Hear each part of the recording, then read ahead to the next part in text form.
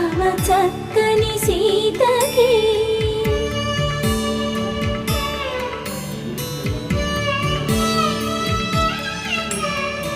ఎర్ర జాబిలి చేయి